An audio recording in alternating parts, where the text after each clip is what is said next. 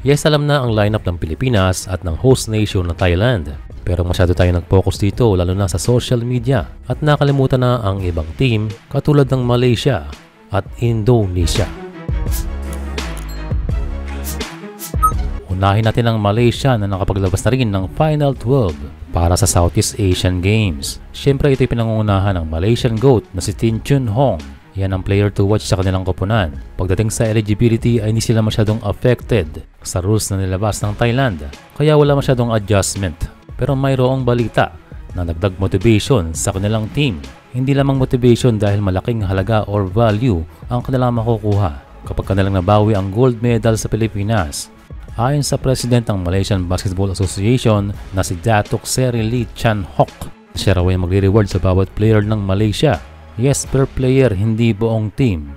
Ayon dito, kapag nakuha nila ang gold medal sa SEA Games, ang bawat player ay magkakamit ng worth 350,000 ringgit or roughly 5 million pesos bawat isa. Hindi lamang mga player dahil pati mga coaching staff ay same amount ang kanilang matatanggap. And so hindi lamang mga players ang ganado, kundi ang mga coaches. Nilinaw ni Datuk Seri Lee Chan Hock na hindi ito purong cash dahil kasama rito ang kondo na worth 330,000 ringgit or mahigit 4.7 million pesos. At ang remaining na 20,000 Malaysian ringgit ay makukuha nila in cash. And so malaking prize para sa gintong medalya, kaya we expect na bibigyan tayo ng magandang laban kung sakaling tayong magharap sa gold medal match.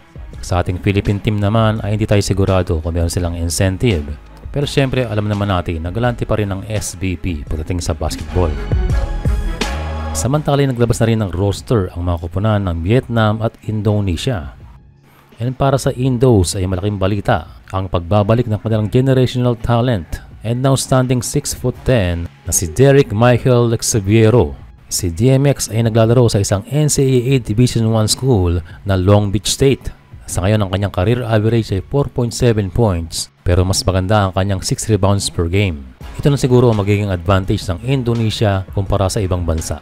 And yes, kasama tayo dyan na kung saan ang ating tallest player ay nasa 6'6". Pero ang maganda pa rin overall, mas malaki pa rin ang ating mga players sa ibang positions. And for Michael playing in the US, ay inaasahan na mas improve, mas malakas, at mas experienced na player na ngayon itong si Michael, lalo na considering the Southeast Asian level. And so para sa Pilipinas ay huwag masyadong mag-focus sa Thailand dahil magandang makita rin ang kalakasan ng ibang bansa. And tandaan din na sila ay uhaw sa gintong medalya. Kaya hopefully ay maging solid pa rin ang ating koponan sa kabila ng short preparation.